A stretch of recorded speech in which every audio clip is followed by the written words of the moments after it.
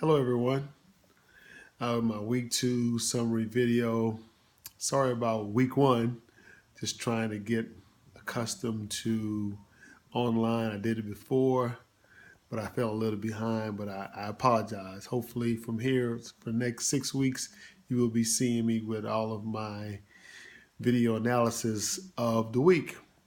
My week 2 summary analysis is I actually read 2 cases. I read Vanderbilt versus DiNardo and also Stanley versus USC. Both very interesting cases. DiNardo was the DiNardo case was close to my heart because I was living in Louisiana at that time and LSU season ticket holder, so I was very familiar with him leaving Vanderbilt and coming to LSU, but I didn't know all the exacts of what had happened on the other side with his contract and him not being able, Vanderbilt expecting him to pay the remainder of the quote unquote supposed extension that was given to him prior to him coming to LSU.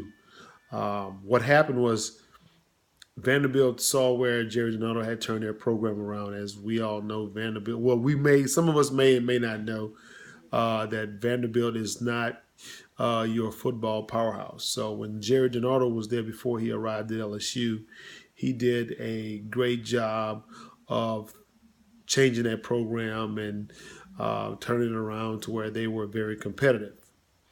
Vanderbilt was trying to give him a 2-year extension, and he actually signed the extension, but upon contingent that his brother, Larry DiNardo, who was his attorney, read it and agreed with it.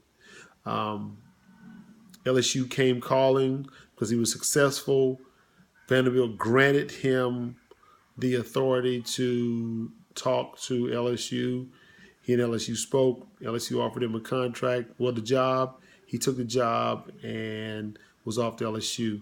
So Vanderbilt felt that he owed them the 2 years on the extension, along with the 1.5 years remaining that was on his current contract. And by the end of the case, it was said that because Larry had spoke with Vanderbilt's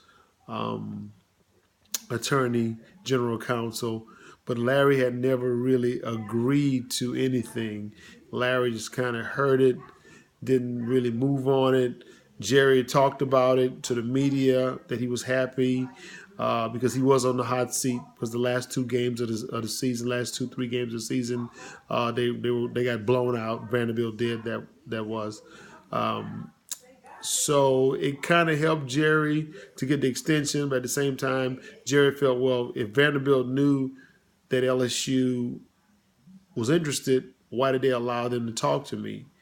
And in Vanderbilt's case, they said, well, it was a courtesy because we're in the same conference, or as a university, we actually give that courtesy.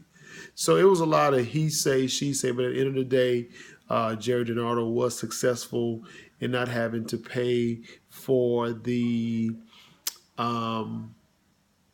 rest of the contract, the 2-year extension, and what was remaining on his contract. So he was at LSU. I was there at the time. He was successful for a while, but then he failed and went on to Indiana after that. But go Tigers, and I'm glad that I can get this video out for you all to hear and critique. Thanks. Have a great evening.